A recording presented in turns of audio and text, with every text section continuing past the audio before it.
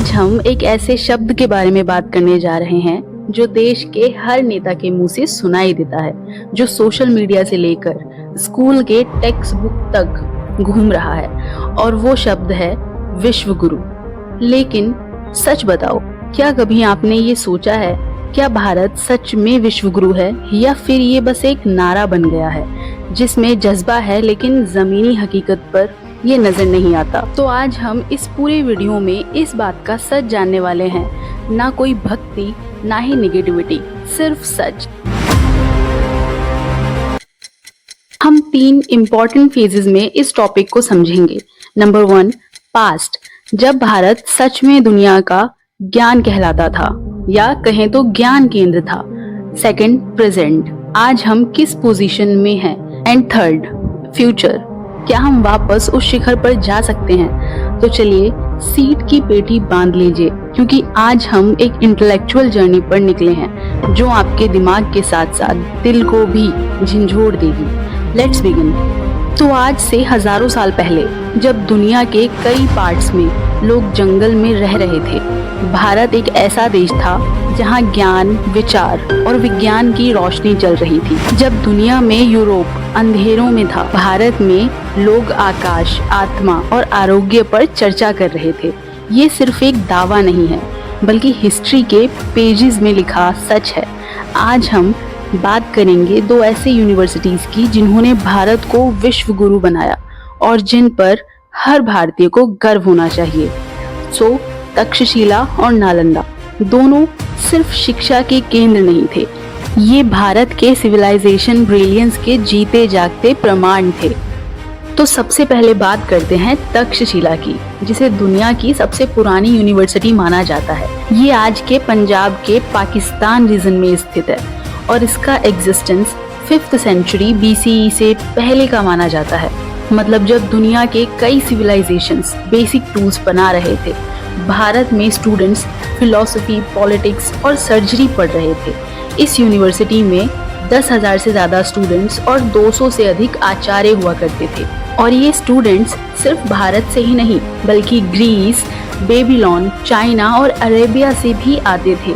Imagine कीजिए एक ऐसा भारत जहाँ इंटरनेशनल स्टूडेंट्स सीखने आते थे और यहाँ आयुर्वेदा, मैथमेटिक्स, मिलिट्री साइंस, अर्थशास्त्र, संस्कृत ग्रामर, फिलॉसफी जैसे इंटरेस्टिंग सब्जेक्ट पढ़ने को मिलते थे।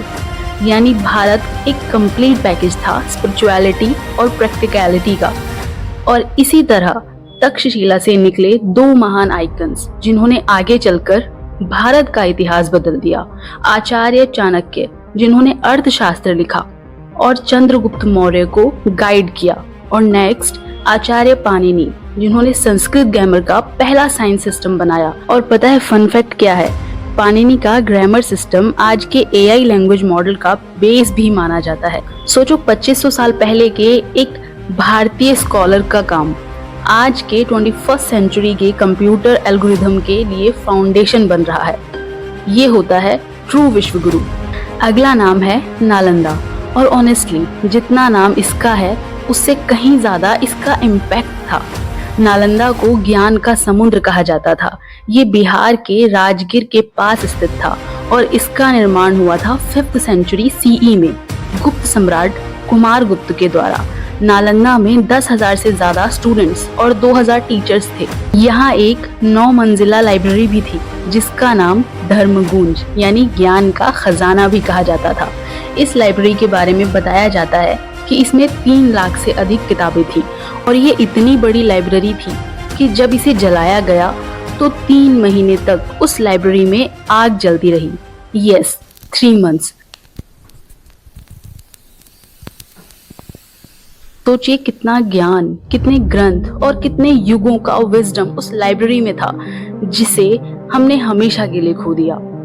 नालंदा सिर्फ एक यूनिवर्सिटी नहीं थी, वो एक पूरी सिविलाइजेशन कैपिटल थी। यहाँ सिर्फ हिंदू स्टूडेंट्स नहीं, बुद्धिस्ट, मोंक्स भी पढ़ते थे। Veda, Ayurveda, logic, Sanskrit, astronomy, medicine, सब कुछ यहाँ पढ़ाया जाता था।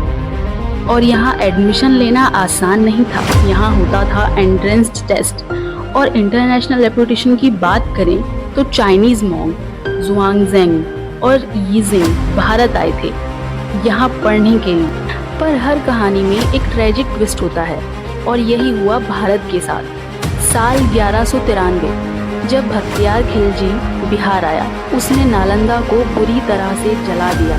कहते हैं कि उसने स्कॉलर्स को जिंदा जलाया था, लाइब्रेरी को आग लगा दी थी और कहा था अगर ये बुक्स इस्लाम के खिलाफ हैं तो इन्हें जला दो, और अगर इनके अंदर सच लिखा है तो वो कुरान में भी होगा। ऐसे बार बार लोगों ने सिर्फ एक यूनिवर्सिटी नहीं, एक पूरी सिविलाइजेशन की मेमोरी को मिटा दिया। नालंदा और तक्षशिला जो हमारे प्राइड थे, उनकी जगह ले ली गई ब्रिटिश सिस्टम में, जहां रोड लर्निंग और जॉब स्लेव्स बनाए जाते थे। आज भी हम वही एजुकेशन सिस्टम फॉलो कर रहे हैं जो उन्होंने 150 साल पहले बनाया था। तो क्या भारत का फ्यूचर सिक्योर हो सकता है बिना अपने पास्ट को समझे? तक्षशिला और नालंदा के एग्जाम्पल्स हमें बताते हैं कि भारत एक वक्त में सच में विश्वगुरु था। ये सिर्फ एक स्लोगन नहीं है, एक हिस्टोरिकल फैक्ट है